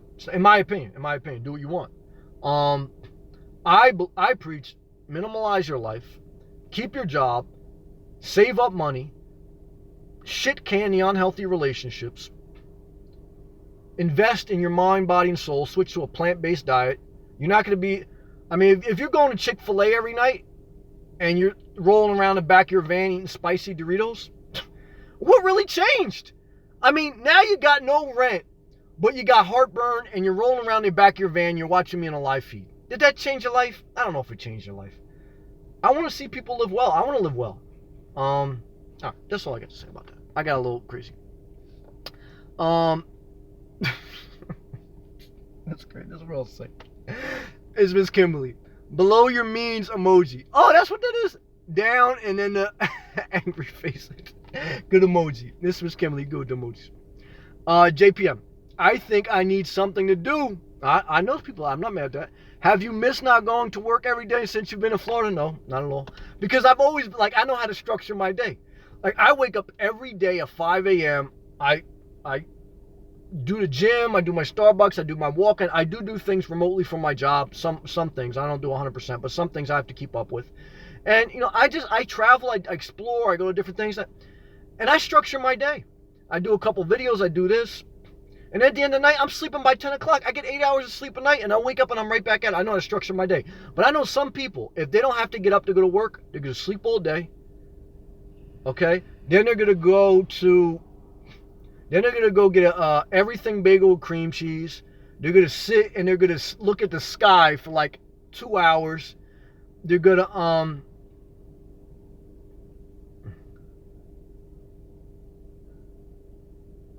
whenever you bring up that Bob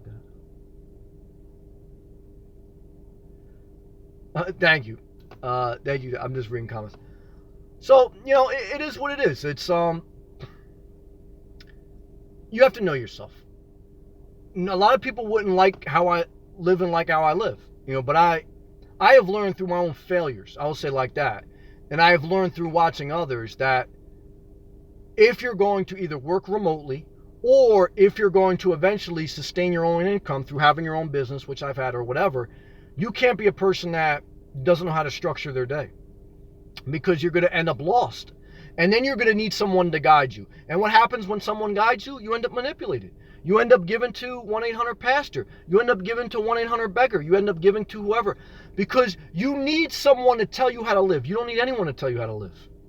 You already know what's inside you. Now, you may need someone to inspire you to bring it out, but you don't need, you don't need anybody really. You don't need me. You don't need him. I mean, all the answers are inside yourself. And so we all need encouragement. I need encouragement along the way. But you don't fucking need someone to tell you to come to a seminar for 3 days to tell you how to get a fucking P.O. box from the UPS store. Walk your ass in the UPS store, pay $200 and get a key. That's it. You don't need to go in the middle of the desert to get that seminar. But what it is it's some people do thrive in a pack mentality. Like they have to be in a group to feel confident. So I have to pull myself back. Now, I'm not like that. I know how to be by myself and be well and be well balanced. So you have to know yourself. But what I'm saying is don't get led astray either, because that's how you get Jim Jones.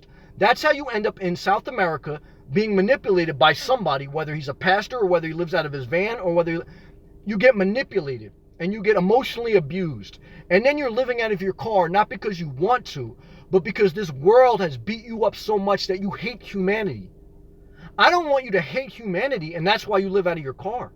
I want you to free yourself up so you can be more creative and that you can do things that inspire you. You can start your own business, or you can paint, or you can travel. But when you travel, you're really engaging life and you're doing positive and productive things for society. I mean, you're not sitting there, like I said, rolling around in the back of your van eating spicy Doritos. That's not the life for you. It's not the life for anyone, in my opinion. And that's why these people are hurting. So, I'm sorry, but that's how I feel passionate about that. I really do. It's Miss Kimberly Hart and Fire. Taffy, whenever you bring up that Bob guy, I always laugh and remember you roasting that one lady that used that big giant blue tarp that showered. This one we older visit. I remember that. Thank you, Taffy. And I mean, one is I have to be a little bit humble. One is Bob Wells overall is positive. Overall, he's helped some people. And no disrespect to that lady that used the tarp, but one is they were pandering. That was like the second time they uploaded that video. Why did they upload it for the second time? It wasn't because somebody forgot how to dump water on themselves and put up a tarp. It's because they wanted more monetization YouTube money. And that's what happens when people prey off the emotions of others. They know that everybody gets excited about living out of their van, but they also know that 99% of society will never live out of their van. Just like, if I'm being honest, if I'm not pandering to you, 99% of people that watch my videos, they'll never live out of my van. I'm an entertainment hub, and I'm a dreaming hub for them to kind of like escape through. So, like I said, I mean, it's not rocket science. You may need to watch a couple videos, but you don't need to sign up to a whole program to figure out how to put your back seats down and live in a car. I mean, it's fucking simple. I mean, you need somebody maybe to inspire you, but you don't need a whole seminar on the shit. I mean, it's very simple. It's very simple. Lauren Baker, 5 a.m. And then she gives like the emoji. Yeah, I mean, like I say, everybody's not like that. So you have to know yourself. But what I will tell you, if you're not good waking up early, then you better be a person that's willing to pay for campground fees or go in the middle of the desert and sleep. Because the only way I'm able to operate, I mean, I stay in urban environments, is I set up at a place legally when it's dark, and then I wake up before the sun comes up. I'm not one of those people like that go to a spot and like a Walmart and I'm there 24 hours and like I got my yawning out and I got my lawn chair and I'm fucking sitting there. I'm not doing that. So if you're going to do that, you have to know yourself, then you have to be careful.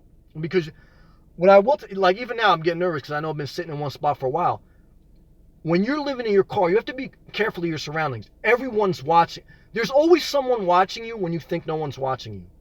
So you have to be a little bit streets-wise. I mean, if you're going to be living in urban environments, if you're going to live in the middle of the desert, the only thing you got to worry about is coyotes. But if you're going to be living like, in the middle of urban environments, the more you sit in one spot, the more eyes are on you. And there's somebody that you can't even see that notices you. Should you be scared? No. But should you be mindful that you have to keep it moving? Yes. It's Miss Kimberly. 2 fingers up. That picture. 3 laughs. what picture? And then she says 1800 with the house burn. What's that? 1800.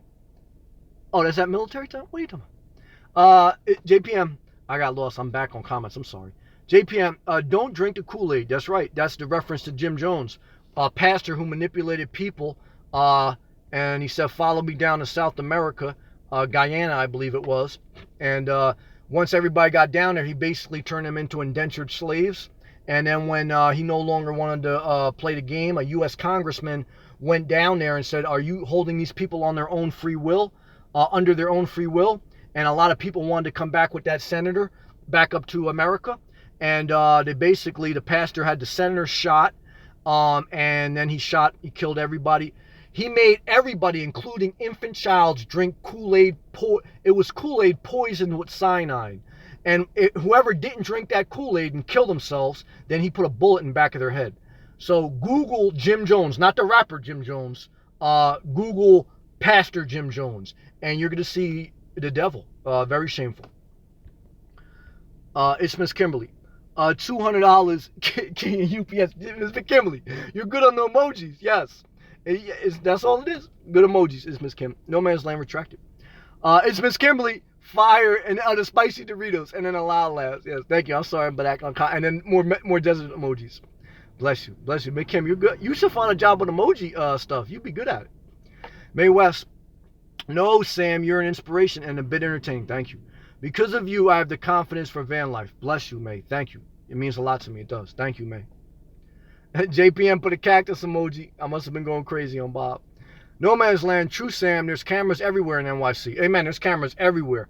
I mean, yeah, as far as you being digitally monitored everywhere, I mean, those cameras, they really don't use them unless there's an issue somewhere. They'll never pull a tape on a lot of that shit. But that's another point that you have to be mindful of. Now, I'm talking about people. There's always people watching you. But there's definitely cameras too, so you have to be mindful of that. That's a good point, No Man's Land. Taffy, I currently live in the West, and I don't know if this is just the norm out here or something that will be expanding, but Walmarts out here prohibit overnight parking. You actually get towed. No, Taffy, I mean, it's not. I'm in Florida, and they're plastered all over the Walmarts here too. So I think, well, one is, where are the two biggest nomad states? California is number one. California and Florida. Why? Because the climate, the environment, the temperature is good all year round. And that creates an atmosphere where people don't need a conforming house. They can live on basically the outdoors. And the hippie movement in the 70s mainly started the nomadic movement. That's what started people living out of their cars. Remember Scooby-Dooby-Doo and the Mystery Van? That was all part of the hippie movement. And California was hippie movement central. So a lot of the laws are tougher in California and in Florida because they know there's a lot of nomads here. There's a lot of nomads in Florida. So you have to be more mindful. You know, why aren't those laws the same in Pennsylvania and in Wisconsin and Wyoming? Because there's, it's rural areas. They want people to come camp at Walmart. Why? More money. When you got a crowded area, they don't need the money. So you have to be mindful of wherever you decide to live. Everywhere is different. It's different living in New York City. It's different living in Florida. It's different living in Pennsylvania. It's different living in California.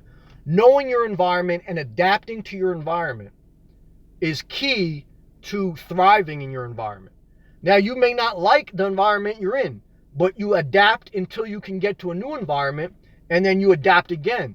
And that's key. If you're not a person that is good with change, you're not going to be good living in your car. Then I go back to my original point. Why don't most people live out of their car? They're not good adapting.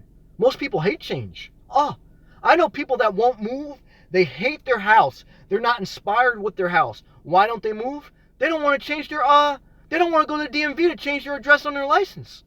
I mean, so again, it sounds like a simple solution. Like, you want financial freedom, just go live out of your car. Most people will never happen. Everybody's different. It's not a knock on them either. And I'm not saying this is a glorious life. Some people would hate this life. And I understand that. So know yourself, adapt, be willing to change, and do what you want, because, no one knows you better than you. Joe Humphreys. Thinking about getting a Jeep Renegade, would you advise it? If you are single without a family, yes. If you have just a girl or a wife or whatever, you'd be good. If you have kids or want kids, no, it's very small and the seats are very uncomfortable. Outside of that, it's not really made for highway driving, and I do a lot of highway driving because it's a little boxy. I love it overall, but it's not very big inside and the seats are a little bit uncomfortable. I have the Trailhawk edition, so it all depends too what edition you're going to get, if you're going to get the lower base or whatever. My question would be, where do you live? what is your lifestyle and what are you going to use it for? So he's just told me that. I'm single, 22, then it would possibly work. Don't know whether to get the 1.4 or the 1.6. Well, I believe the only way they make the 1.4 is if it's a stick shift. In my opinion, I'm not 100%. I mean, he lives in England, so they do make the European model. The Renegade is actually made 80% in Italy by Fiat and only 20% by Chrysler Jeep.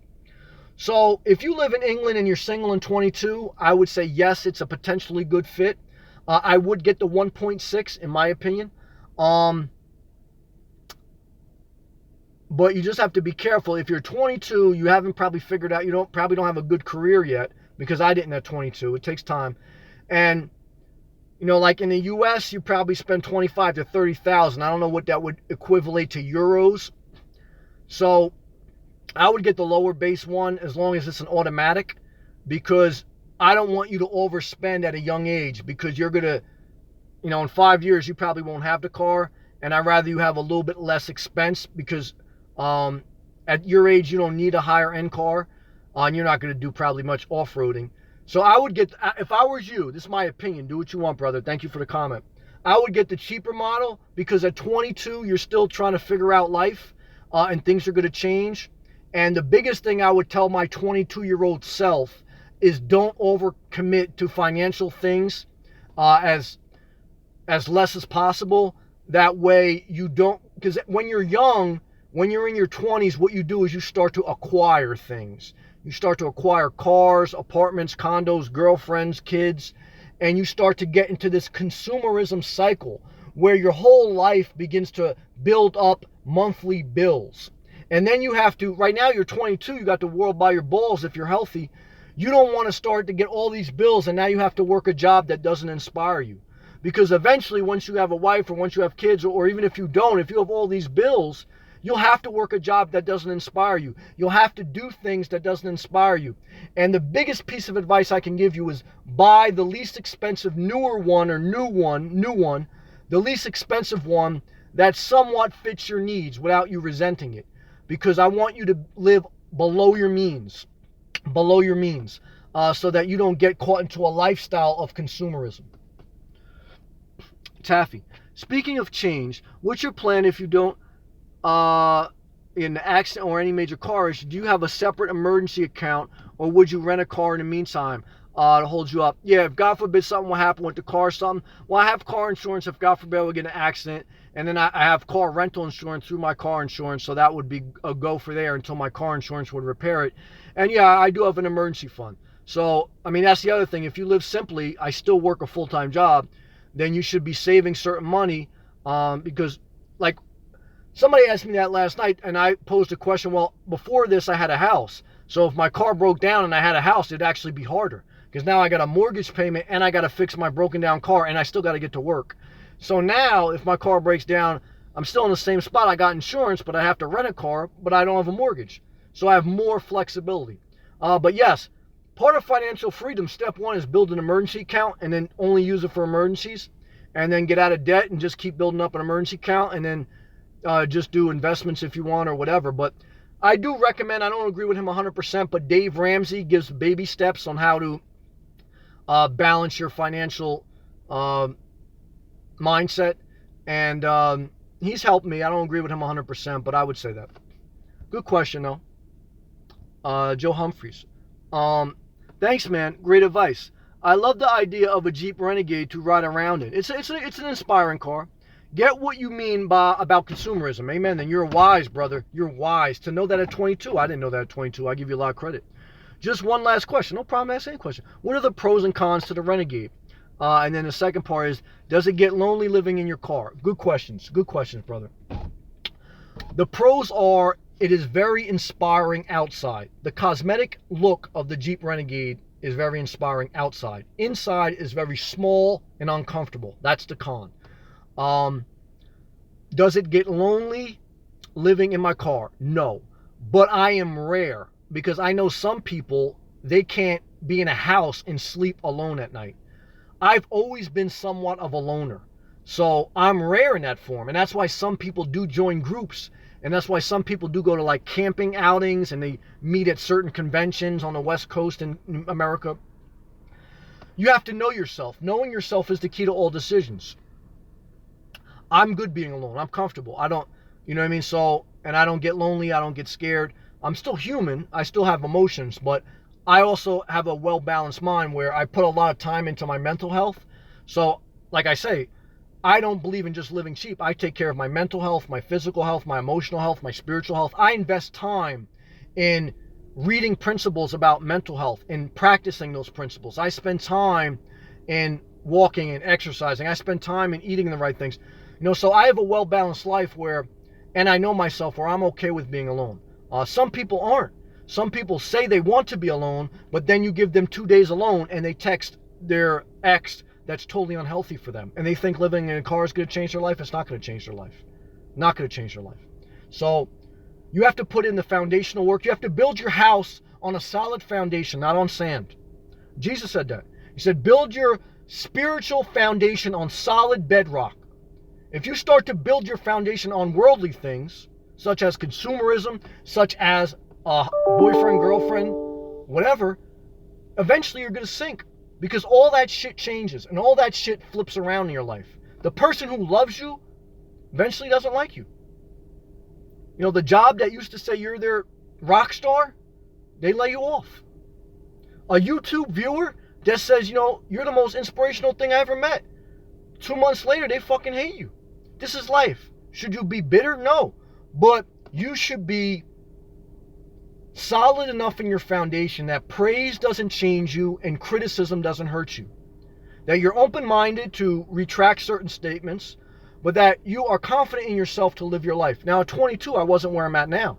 At 22, I started seeking out my spiritual journey. That's what I started building my life on my spiritual principles. Now, I believe in God and Jesus Christ. Do I force that on everybody? No. Am I mad? I got certain friends in here that are atheists. No. I got friends that are Muslim. So do I hate people that are different religion? No.